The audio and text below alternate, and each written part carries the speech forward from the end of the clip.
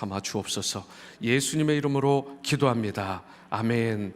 오늘 하나님이 우리에게 주시는 말씀은 신명기 11장 18절에서 28절까지 말씀입니다. 원래 본문은 32절까지인데 오늘 18절에서 28절까지를 교독하도록 하십니다. 신명기 11장 18절을 제가 읽고 28절까지 교독하도록 하십니다. 18절 말씀입니다. 이러므로 너희는 나의 이 말을 너희의 마음과 뜻에 두고 또 그것을 너희의 손목에 매어 기호를 삼고 너희 미간에 붙여 표를 삼으며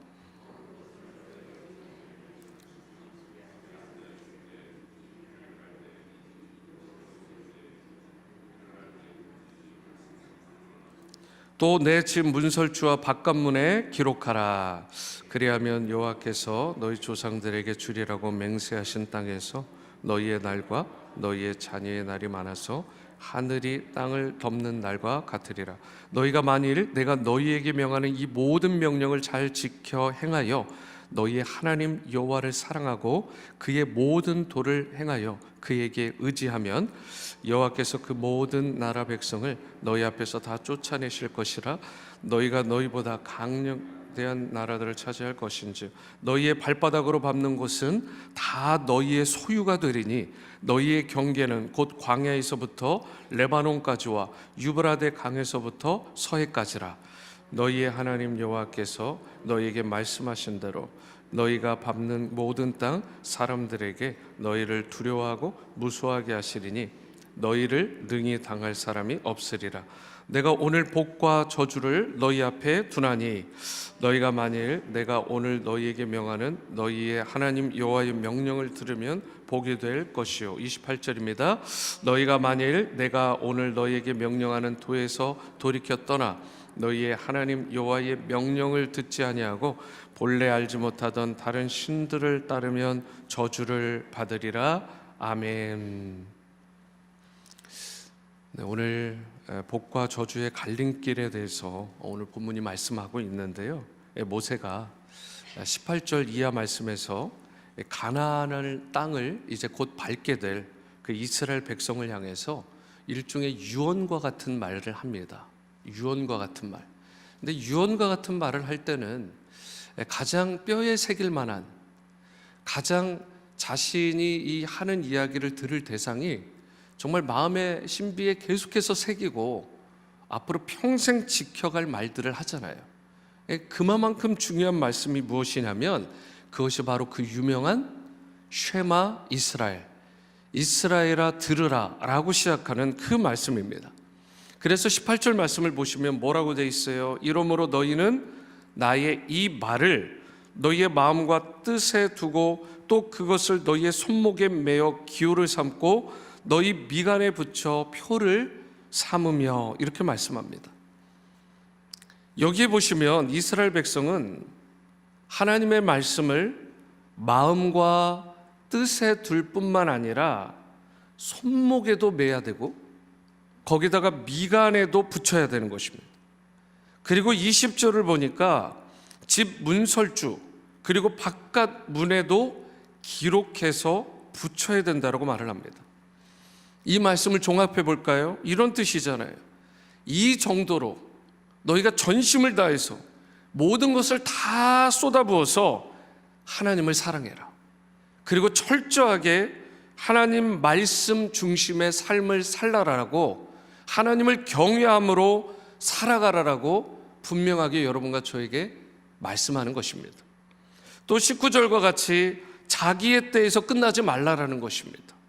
반드시 다음 세대 우리의 자녀들에게, 나에게 맡겨주신 자녀들에게, 손주들에게 부지런히 가르치고 부지런히 그 말씀을 전수하라고 되어 있습니다. 이런 뜻이죠. 자녀들의 귀에 못이 박히도록 하나님의 말씀을 가르치고 또 가르치고 그리고 전수해야 된다는 뜻입니다.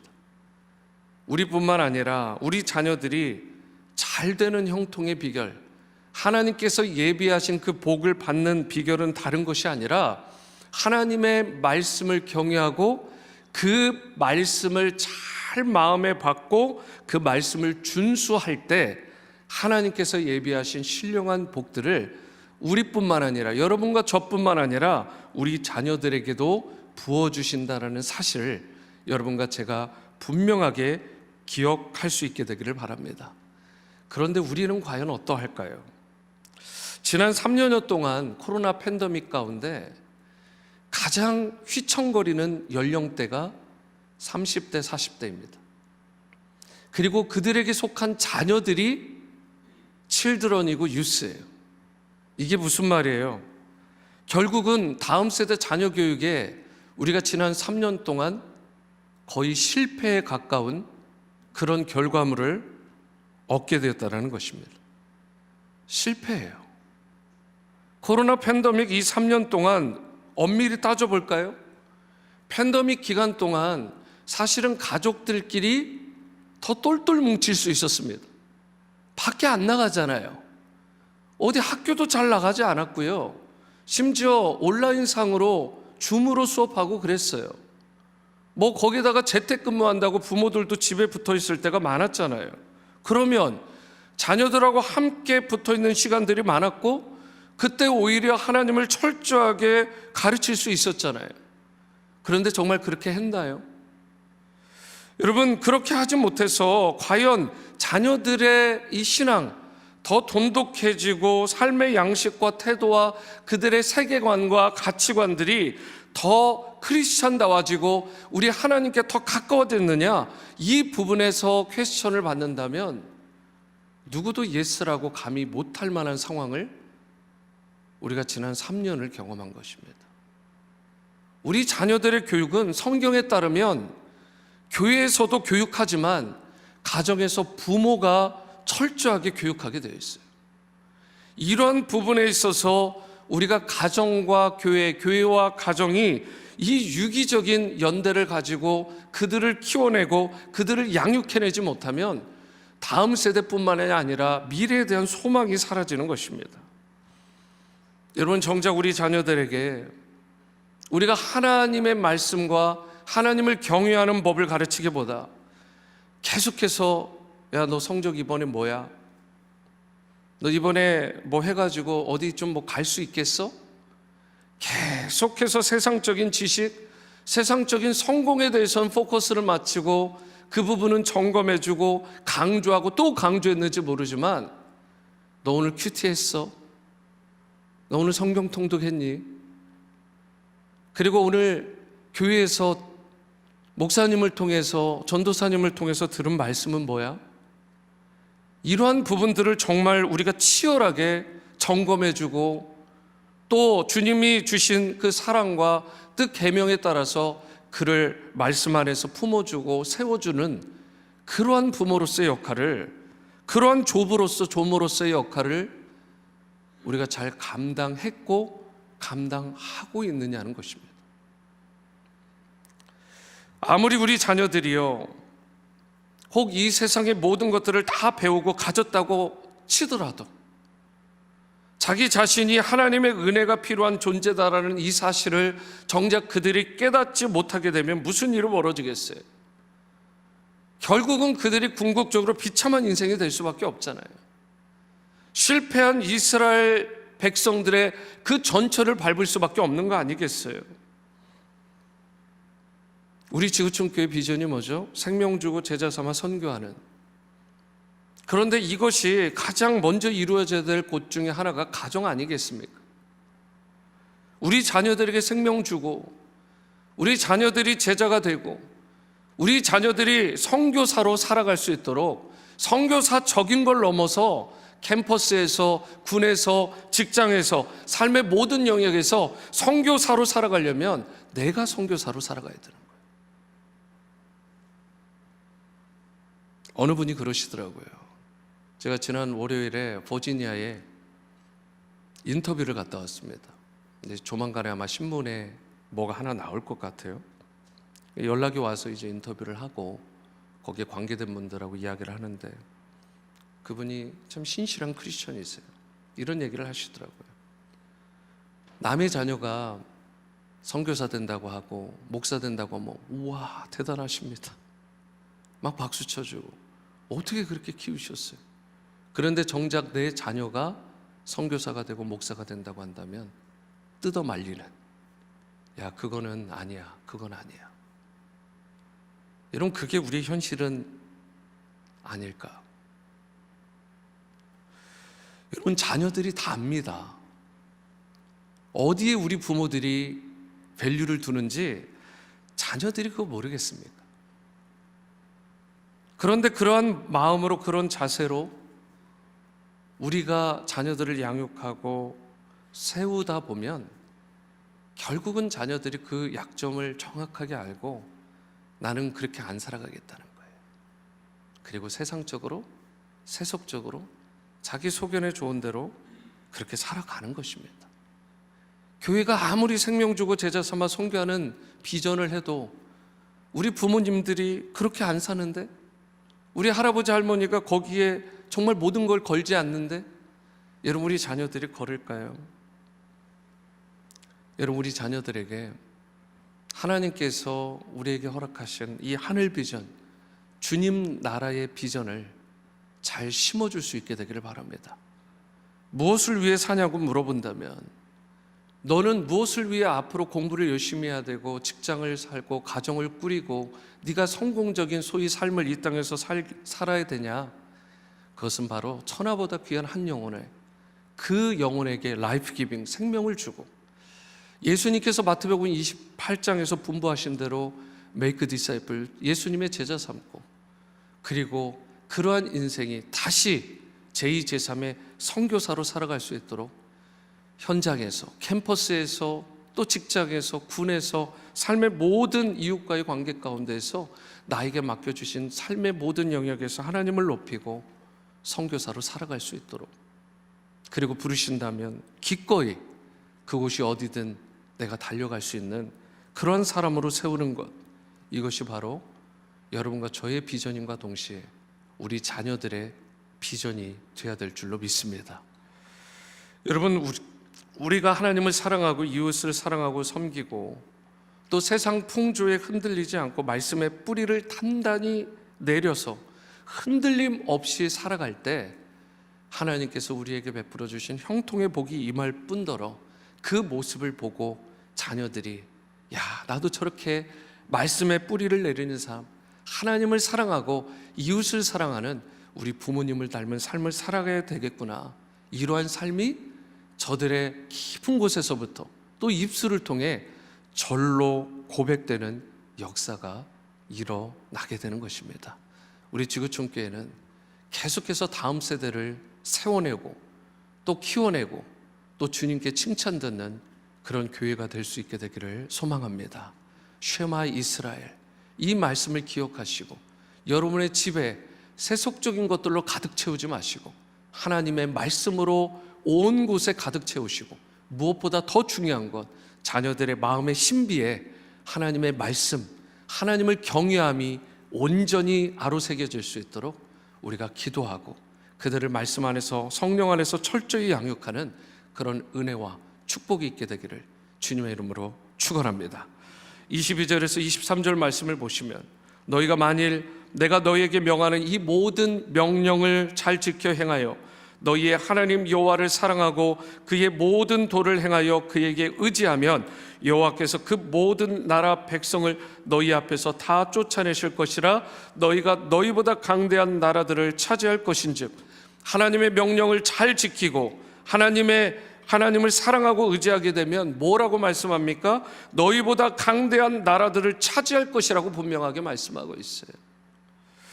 여러분, 이스라엘에 하나님께서 약속하신 가나안 땅을 차지하는 방법은 군사력에 달려있는 게 아니라는 거예요. 군사력을 키우거나 많은 재물을 모으는 것으로 가나안 땅을 차지하는 게 아닙니다. 약속의 땅을 쟁취할 수 있는 게 아니라는 거예요.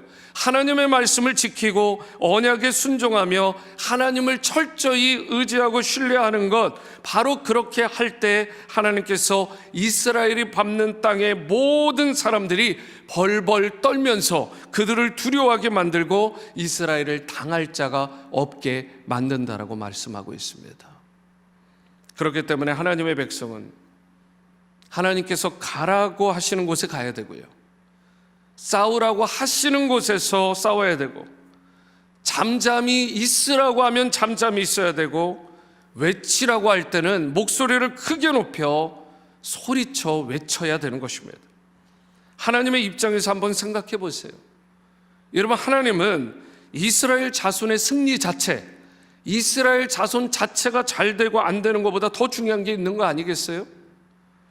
여러분, 하나님은 여러분과 저의 성공과 실패도 그 성공 자체가 중요할 수도 있겠지만 더 중요한 게 있다고요. 하나님의 정말 관심, 그것은 무엇이냐면 하나님의 명령, 하나님의 말씀에 과연 이 인생이 순종하는가 순종하지 않는가. 하나님의 말씀에 순종하는 여러분과 제가 될 때, 그 순종하는 여러분과 저를 통해서, 우리를 통해서 승리하게 하시는 것입니다. 그 승리는 자연스럽게 나중에 따라오는 거예요. 우리가 집중하고 우리가 선택해야 될 그 부분은 바로 하나님의 말씀에 순종하는 것인 줄로 믿으시기 바랍니다. 여러분, 그로 인해서 얻게 하시는 풍성한 복을 여러분과 제가 또 우리 자녀들이 다 누릴 수 있게 되기를 바랍니다. 그래서 계속 26절에서 28절도 보시면, 내가 오늘 복과 저주를 너희 앞에 두나니 너희가 만일 내가 오늘 너희에게 명하는 너희의 하나님 여호와의 명령을 들으면 복이 될 것이요, 너희가 만일 내가 오늘 너희에게 명령하는 도에서 돌이켜 떠나 너희의 하나님 여호와의 명령을 듣지 아니하고 본래 알지 못하던 다른 신들을 따르면, 우상 숭배하면 저주를 받으리라 말씀을 합니다. 모세는 이스라엘 앞에 복과 저주가 함께 동시에 놓여 있다라고 말해요. 그러면서 가르침의 내용을 보니까 너무 간단하잖아요. 하나님의 명령을 듣는 것, 곧 따르는 것은 복. 하나님을 따르던 길에서 돌이켜 오히려 떠나서 다른 신들을 따르며 우상 숭배하면 저주. 여러분, 이것이 오늘 말씀에서 굉장히 중요한 키포인트입니다. 고대에는 모든 일들을 해결해 줄 것 같은 수많은 신들이 있었어요. 비가 필요할 때는 비를 주는 신이 있었고, 식물을 열매 맺을 때 그 맺는 때에 족한 또 신이 있었고요, 전쟁에 능한 신이 있다라고 믿었고, 각 상황에 따라 필요한 다른 신들이 계속해서 있는 거예요. 여러분, 거기에서 하나님에게서 돌이켜 떠나서 그런 우상들, 그런 신들을 저들이 섬겼다라는 것입니다.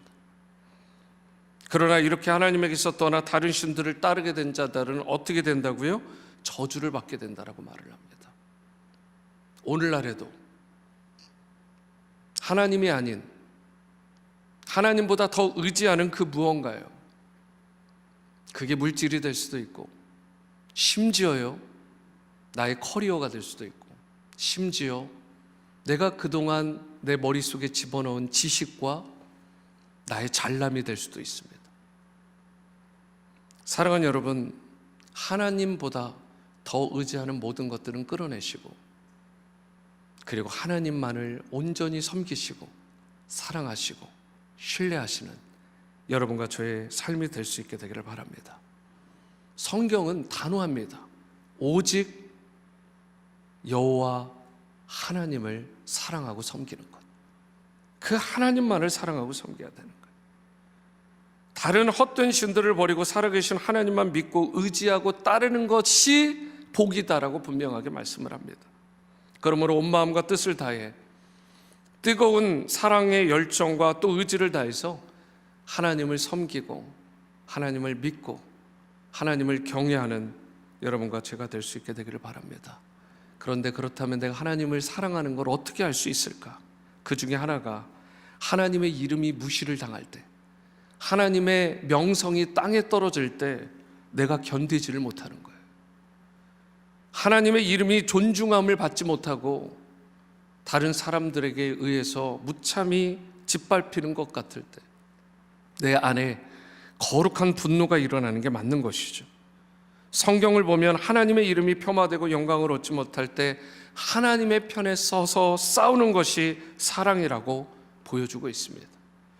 하나님은 여러분과 저의 마음의 중심을 보세요. 그리고 그 마음의 중심에 하나님을 향한 순전한 사랑이 있어야 되는 것입니다.